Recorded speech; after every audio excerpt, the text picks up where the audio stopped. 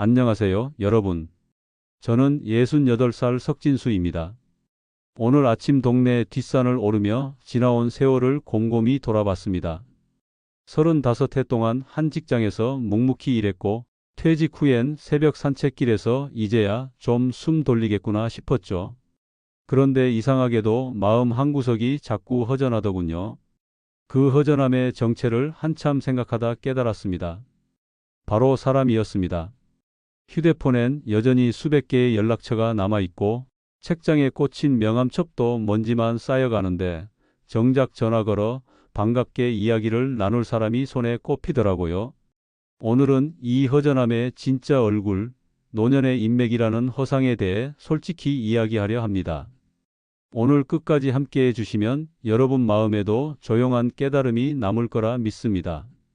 시작하기 전에 구독과 좋아요, 알림 설정으로 저와의 인연을 이어가 주시면 큰 힘이 됩니다. 자, 그럼 시작해 볼까요? 젊을 때 저는 사람이 재산이다라는 말을 철석같이 믿었습니다.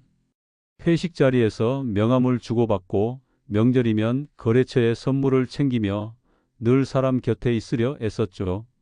그땐 그게 내 자산인 줄 알았어요.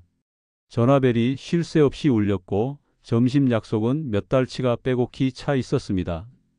주말에도 골프 약속, 동창회, 지역 모임으로 달력이 꽉 찼죠.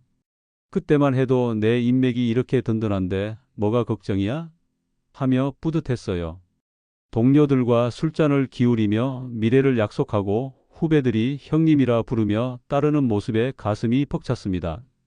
하지만 은퇴하고 직함을 내려놓은 순간부터 그 화려했던 풍경이 달라졌습니다.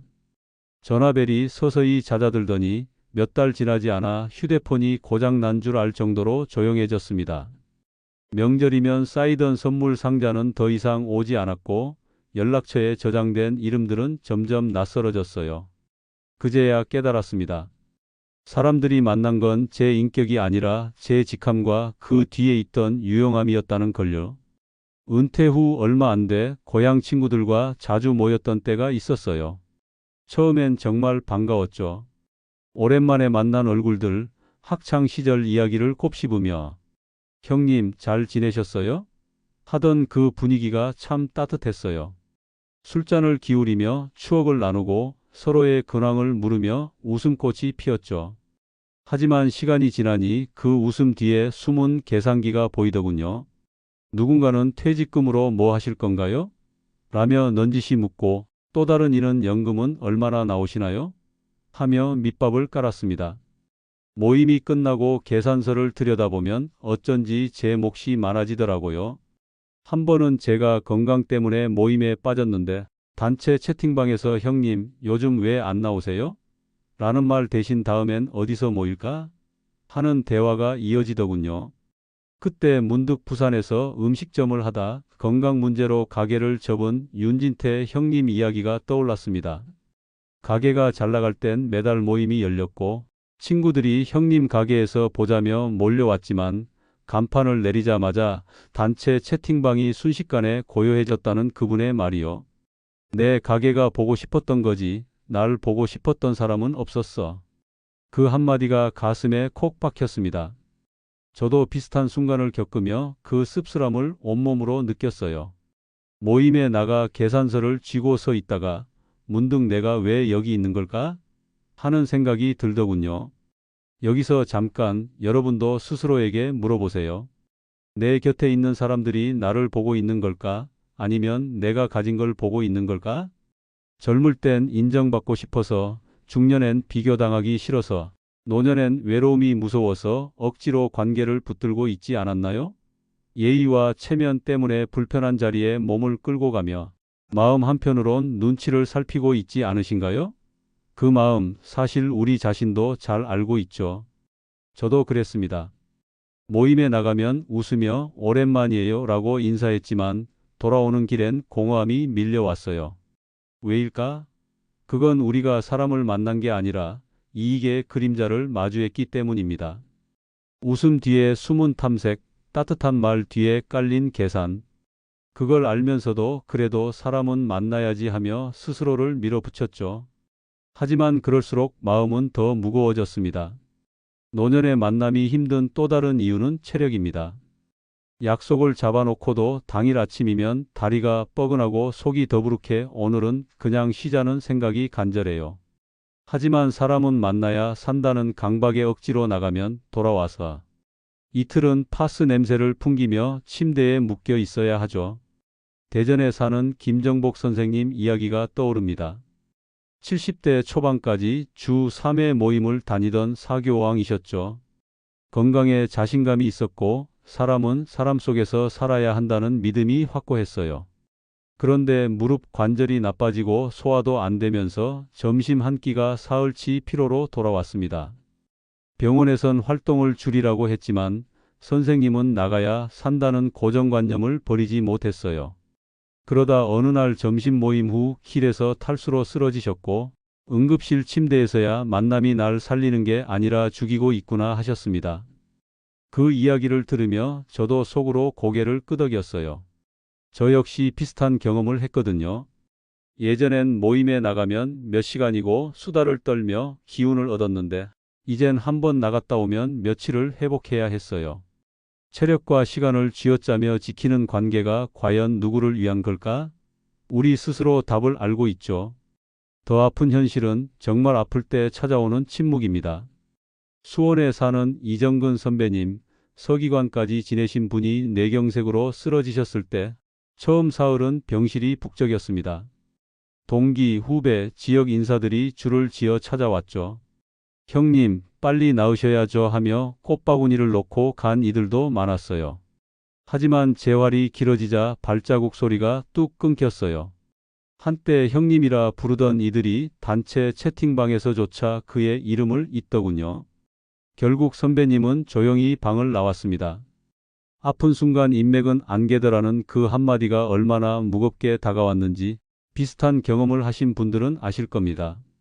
저도 작년에 허리 디스크 수술을 받으며 비슷한 깨달음을 얻었어요. 퇴직 기념 선물을 보내오던 후배들, 연말마다 술잔을 기울이던 친구들, 그 누구도 병원 복도에서 마주치지 못했습니다. 하루 세 끼를 챙겨주고 간병인과 수다를 들어준 건 평소 말수가 적었던 아내와 며느리였어요. 병실에서 컵라면을 먹으며 문득 깨달았죠. 명함 수천 장보다 가족 한 명이 더 따뜻하다는 걸요. 이쯤에서 또 한번 물어보세요. 내 인생에서 정말 의미 있는 사람은 누구일까? 마음 깊이 손을 얹고 떠올려 보세요. 병원에 누워 있을 때 두 손 잡아주며 걱정 마세요 라고 말해줄 사람, 명절 인사 없이도 조용히 밥 한 끼 나눌 사람, 전화 한 통 놓치지 않고 잘 지내세요? 라고 묻는 사람. 그게 열댓 명일 필요는 없어요. 단 한 명이면 충분합니다. 저는 그걸 늦게나마 깨달았습니다. 강원도 춘천에 사는 이영복 선생님 이야기가 떠오릅니다. 공직 생활 동안 수백 명의 지인을 두셨던 분이죠. 은퇴 당시엔 축하 인사와 식사 약속으로 수첩이 가득 찼어요. 그런데 71세에 허리 디스크로 장기 입원하면서 병실을 찾은 사람은 단 2명뿐이었습니다. 한 명은 함께 은퇴한 동기, 다른 한 명은 30년 지기 고등학교 친구였어요. 그 많던 사람들이 다 어디 갔는지 선생님은 병원 침대에서야 알게 됐다고 하셨어요. 이후 과감히 연락처를 정리하며 이렇게 말씀하셨죠. 숫자가 아니라 진심이 사람을 살린다. 그 말에 저도 깊이 공감했습니다. 지금 휴대폰 연락처를 한번 훑어보세요. 이름만 떠올려도 마음이 따뜻해지는 사람이 몇이나 되나요? 반대로 벨소리가 울리면 벌써부터 마음이 무거워지는 이름이 있다면 이제는 과감히 거리를 두어야 할 때입니다. 숫자는 안전망이 아니에요. 마음과 마음이 맞닿아야 비로소 위로가 됩니다. 저는 은퇴 후 큰 결정을 내렸습니다. 명함첩을 정리하고 연락처를 싹 비웠어요. 대신 병실을 찾아온 두 사람과 늘 곁을 지켜준 가족만 남겼습니다. 그 순간 외로움이 사라지고 마음이 한결 가벼워졌어요. 누군가는 말하죠. 그렇게 줄이면 세상과 단절되는 거 아니냐고요. 하지만 단절은 숫자가 아니라 마음이 정하는 겁니다. 오히려 마음이 가벼워지니 동네 산책길에서 우연히 만난 이웃과도 여유롭게 인사를 나누게 되더군요. 진심에 목마른 사람은 많아요. 우리가 스스로를 숫자 속에 가두고 있었던 건 아닐까요? 사람에게 기대다 보면 마음이 다치기 쉽습니다. 그렇다고 외톨이가 되라는 말은 아니에요. 중요한 건 균형입니다. 내면을 돌보지 않고 겉만 챙긴 관계는 노년의 무게를 견디지 못해요. 그러니 지금부터라도 자신을 들여다보는 시간을 늘려보세요. 동네 도서관에서 책 한 권 뒤적이며 묵은 종이 냄새를 맡아보는 것도 좋습니다. 공원 벤치에 앉아 하늘을 보며 오늘도 잘 버텼다고 스스로를 토닥이는 것도 괜찮아요. 그런 여백이 생기면 누군가에게 의존하지 않아도 마음이 단단해지는 걸 느끼실 겁니다. 저는 요즘 아침마다 뒷산에 오르며 제 자신과 대화를 나눕니다. 오늘은 뭘 해볼까? 뭐가 날 행복하게 할까? 그 시간이 쌓이다 보니 외로움이 덜 무섭더라고요. 가족 이야기도 빼놓을 수 없죠. 젊을 땐 가족은 늘 곁에 있으니 괜찮다며 바깥 사람들에게 에너지를 쏟았습니다. 회식 자리에서 웃음소리를 채우고 명함을 주고받으며 뿌듯해했죠. 하지만 약해진 순간 가족의 미소가 세상에서 가장 큰 위로더군요. 단체 채팅방에 떠도는 보고 싶어요 라는 문자보다 손주가 건네는 할아버지 같이 그림 그려요 한마디가 제 마음을 더 단단히 붙잡아 줍니다. 전남 목포에 사는 김명자 선생님 이야기가 떠오릅니다. 평생 여성단체와 봉사활동으로 지역에서 유명한 분이셨죠. 은퇴 후에도 모임이 끊이지 않아 외롭지 않을 거라 믿었는데 고관절 수술로 병원에 입원했을 때 매일 병문안을 온 건 큰 며느리뿐이었어요. 친구들은 문자 한 통, 꽃다발 하나 남기고 사라졌고 퇴원 후 모임에 나가도 어색한 미소만 돌아왔죠. 그날 밤 선생님은 연락처를 정리하며 이렇게 말씀하셨습니다. 40년 인맥보다 며느리가 끓여준 국 한 그릇이 더 따뜻했다. 그 말이 제 가슴에도 깊이 남았습니다. 노년의 관문을 앞둔 여러분께 드리고 싶은 말은 이겁니다. 가족에게 미안해하지 말고 더 늦기 전에 먼저 손을 내밀어 보세요. 평소 말없이 지나쳤던 아들, 며느리, 손주가 마지막까지 곁을 지켜줄 가장 든든한 인연입니다. 저도 최근에 손주와 동네 공원에서 바람개비를 만들며 웃었던 순간이 떠오릅니다. 그 작은 웃음이 수십 년 쌓은 명함보다 더 큰 위로가 되더군요. 가족과의 조용한 저녁 식사, 손주가 건네는 서툰 그림 한 장이 화려한 인맥보다 훨씬 오래 기억에 남습니다. 지금까지 제 이야기를 들어주셔서 감사합니다. 오늘 이야기가 마음 한구석을 톡 건드렸다면 스스로에게 솔직해지는 작은 실천부터 시작해 보세요. 연락처를 정리하거나 오랜만에 자식에게 전화 걸어 밥 먹었냐? 고 물어보는 것만으로도 충분합니다. 그리고 무엇보다 내 안에 숨쉬는 소중한 나와 먼저 대화를 시작해 보세요. 여러분 자신이야말로 평생 함께할 최고의 친구니까요. 저는 요즘 아침마다 동네 공원에서 커피 한 잔 들고 앉아 지나가는 사람들을 보며 미소 짓습니다. 그 순간 세상과 단절된 게 아니라 오히려 더 가볍게 연결된 느낌이 들더군요. 끝으로 한 번 더 부탁드릴 거. 이 영상이 도움이 됐다면 구독과 좋아요, 알림 설정으로 응원해 주세요. 댓글에 여러분의 경험과 생각을 나눠주시면 제가 새벽 산책길에서 한 분 한 분 마음으로 읽겠습니다. 여러분의 노년이 외로운 경쟁이 아니라 평안한 동행이 되길 우리 함께 응원하며 오늘 이야기를 마무리하겠습니다.